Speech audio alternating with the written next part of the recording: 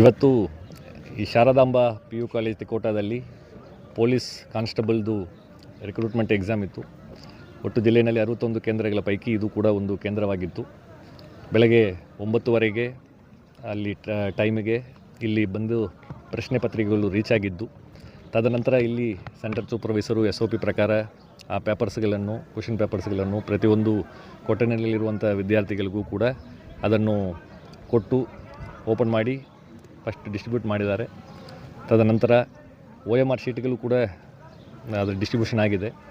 ಆ ಸಂದರ್ಭದಲ್ಲಿ ಕೆಲವು ವಿದ್ಯಾರ್ಥಿಗಳು ಅವರಿಗೆ ಕೊಟ್ಟಿರುವಂಥ OMR ಶೀಟ್ನಲ್ಲಿರುವಂಥ ನಂಬರು ಮತ್ತು ಪ್ರಶ್ನೆ ಪತ್ರಿಕೆಯಲ್ಲಿರುವಂಥ ನಂಬರು ಹೊಂದಾಣಿಕೆ ಆಗ್ತಾಯಿಲ್ಲ ಅನ್ನುವಂತಹ ಒಂದು ಕಾರಣ, ನಾವು ಪರೀಕ್ಷೆ ಬರೆಯಲ್ಲ, ಇದು ಒಂದಕ್ಕೊಂದು ತಾಳೆ ಆಗ್ತಾಯಿಲ್ಲ ಅಂತ ಹೇಳಿ ಕೆಲವು ಜನರು ಆ ಪ್ರಶ್ನೆ ಪತ್ರಿಕೆ ಎಲ್ಲ ಮಾಡಿ ಹೊರಗಡೆ ಬಂದುಬಿಟ್ರು.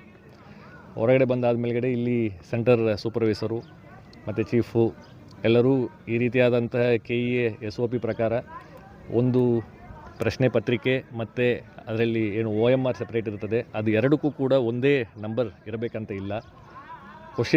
ಕ್ವಶನ್ ಏನು ಪೇಪರ್ ಇರ್ತದೆ ಅದರಲ್ಲಿ ಬೇರೆ ಬೇರೆ ವರ್ಷನ್ ಕೋಡ್ ಇರ್ತದೆ, A1 A2 A3 B1 B2 B3 ಅಂತ ಹೇಳಿ. ಆ ವರ್ಷನ್ ಕೋಡ್ ಆ ಪ್ರಶ್ನೆ ಪತ್ರಿಕೆಯಲ್ಲಿರುವಂಥದ್ದನ್ನು OMR ಶೀಟ್ನಲ್ಲಿ ನಮೂದು ಮಾಡಿಕೊಂಡು ಅವರು ಅಡ್ಮಿಟ್ ಕಾರ್ಡ್ನಲ್ಲಿರುವಂತಹ ರಿಜಿಸ್ಟ್ರೇಷನ್ ನಂಬರನ್ನು ಕೂಡ ಅವರು OMR ಶೀಟ್ನಲ್ಲಿ ನಮೂದು ಮಾಡಿಕೊಂಡು ಮುಂದುವರಿಸಬಹುದು. ಯಾವುದೇ ರೀತಿಯಾದಂಥ ಟ್ಯಾಗಿಂಗ್ ಅವ್ರ ಬೈಂಡಿಂಗ್ ಇಲ್ಲ ಕ್ವಶನ್ ಪೇಪರ್ಗೂ ಮತ್ತು OMR ಶೀಟ್ಗೆ ಅನ್ನುವಂತಹ ಮಾತನ್ನು ಹೇಳಿದ್ದಾರೆ. ಬೇರೆ ಬೇರೆ ಕಡೆಯೂ ಈ ರೀತಿಯಾದಂತಹ ಒಂದು ಗೊಂದಲ ಇದ್ದಾಗ ಅಲ್ಲಿರುವಂತಹ ಸೆಂಟರ್ ಸೂಪರ್ವೈಸರ್ಸ್ ಆ್ಯಂಡ್ ಚೀಫ್ಸ್ ಅದನ್ನು ಹೇಳಿದ ಮೇಲ್ಗಡೆ ವಿದ್ಯಾರ್ಥಿಗಳು ಮುಂದುವರಿಸಿಕೊಂಡು ಪರೀಕ್ಷೆಯನ್ನು ಬರೆದು ಸ್ಮೂತಾಗಿ ಕಂಪ್ಲೀಟ್ ಮಾಡಿದ್ದಾರೆ. ಬಟ್ ಈ ಒಂದು ಕೇಂದ್ರದಲ್ಲಿ ಇಲ್ಲ, ನಾವು ಬರೆಯಲ್ಲ ಅಂತ ಹೇಳಿ ಕೆಲವು ವಿದ್ಯಾರ್ಥಿಗಳು ಸ್ಟಾರ್ಟಿಂಗ್ನಲ್ಲಿ ಹೊರಗೆ ಬಂದಿದ್ದರು. ಮತ್ತು ಅವರು ಇನ್ನೂ ಕೆಲವು ಜನರನ್ನು ಮತ್ತೆ ಇಲ್ಲ, ಇದನ್ನು ಕಂಪ್ಲೀಟು ನಾವು ಇದನ್ನು ಮಾಡ್ತೇವೆ, ಒಪ್ಪಲ್ಲ ಅಂತ ಹೇಳಿ ಬಂದು ಕ್ಯಾಂಪಸ್ಸು ಹೊರಗಡೆ ಹೋಗ್ಬಿಟ್ರು. ಸೊ ಕ್ಯಾಂಪಸ್ಸು ಹೊರಗಡೆ ಹೋಗ್ಬಿಟ್ರು. ಆದಾಗ್ಯೂ ಇಲ್ಲಿ ಶಾಂತಿಯುತವಾಗಿ ಸುಮಾರು 117 ವಿದ್ಯಾರ್ಥಿಗಳಿಗಿಂತ ಹೆಚ್ಚಿಗೆ ವಿದ್ಯಾರ್ಥಿಗಳು ಆ ಪರೀಕ್ಷೆಯನ್ನು ಬರೆಸ್ಕೊಂಡು ಬಂದಿದ್ದಾರೆ. ಮತ್ತು ಇವರು ಹೊರಗೆ ಹೋಗಿರುವಂಥ ವಿದ್ಯಾರ್ಥಿಗಳು ಮತ್ತು ಇಲ್ಲಿ ಪೊಲೀಸ್ ಸಿಬ್ಬಂದಿಗಳು ಅವರು ಮತ್ತೆ ನಾವು ಒಳಗಡೆ ನಮಗೆ ಅಲೋ ಮಾಡಬೇಕಂತ ಹೇಳಿ ಒಂದು ಅಲ್ಲಿ ಗಲಾಟೆ ಆದಾಗ ಇಲ್ಲಿ ಇಲ್ಲಿ ಪ್ರಿಮೈಸಸ್ ಬಿಟ್ಟು ಹೊರಗಡೆ ಹೋಗಿದ್ದ ನಂತರ ಮತ್ತೆ ಒಳಗಡೆ ಬಂದರೆ ಅದು integrity of the examination process violate ಆಗ್ತದೆ. ಎಕ್ಸಾಮ್ SOPನಲ್ಲಿ ಆ ರೀತಿ ಮಾಡಲಿಕ್ಕೆ ಅವಕಾಶ ಇಲ್ಲ. ಮತ್ತು ಅದು ಪ್ರಾಪರ್ಟಿ ಆಫ್ ದಿ KEA ಆಗ್ತದೆ.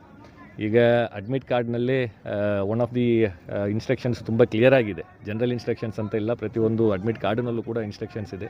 ಯಾವುದೇ ಒಂದು ಕ್ವಶನ್ ಪೇಪರು ಬೇಗ ಮುಕ್ತಾಯ ಆದರೂ ಕೂಡ ಕೆಲವು ಜನರೆಲ್ಲ ಒಂದು ಅರ್ಧ ತಾಸಿನಲ್ಲಿ ಮುಗಿಸ್ತಾರೆ, ಕೆಲವು ಜನರು ಒಂದು ತಾಸಿನಲ್ಲಿ ಮುಗಿಸ್ತಾರೆ. ಆದಾಗ್ಯೂ ಕೂಡ ಲಾಸ್ಟ್ ಬೆಲ್ ಆಗೋ ತನಕ ಅವರು ಸೆಂಟರ್ನಲ್ಲೇ ಕುಳಿತು ಅದನ್ನು ಅವರು ನಮ್ಮ ಸೆಂಟರ್ ಸೂಪರ್ವೈಸರ್ಸ್ ಆ್ಯಂಡ್ ಇನ್ವಿಜಿಲೇಟರ್ಸ್ಗೆ ಒಪ್ಪಿಸ್ಬಿಟ್ಟು ಹೋಗಬೇಕು ಅನ್ನುವಂತಹ ಒಂದು ಸೂಚನೆ ಅದರಲ್ಲಿ ಇದೆ.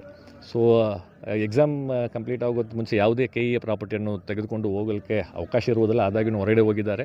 ಹೊರಗಡೆ ಹೋಗಿ ಮತ್ತೆ ಇಲ್ಲಿ ಎಕ್ಸಾಮ್ ಬರಿತಾ ಇರುವಂಥ ಕ್ಯಾಂಡಿಡೇಟ್ಸ್ಗಳಿಗೆ ಅವರು ಪ್ರಾಬ್ಲಮ್ ಕ್ರಿಯೇಟ್ ಮಾಡುವಂಥ ರೀತಿಯಲ್ಲಿ ಮತ್ತೆ ನಾವು ಒಳಗಡೆ ಬರ್ತೇವೆ ಅಂತ ಹೇಳಿ ಸ್ವಲ್ಪ ಗೇಟನ್ನೆಲ್ಲ ಪುಷ್ ಮಾಡಿ ಗಲಾಟೆ ಆಗುವಂಥ ಸಂದರ್ಭದಲ್ಲಿ ಪೊಲೀಸ್ ವಿತ್ ಮಿನಿಮಲ್ ಫೋರ್ಸ್ ಅದನ್ನು ಹ್ಯಾಂಡಲ್ ಮಾಡಿದ್ದಾರೆ.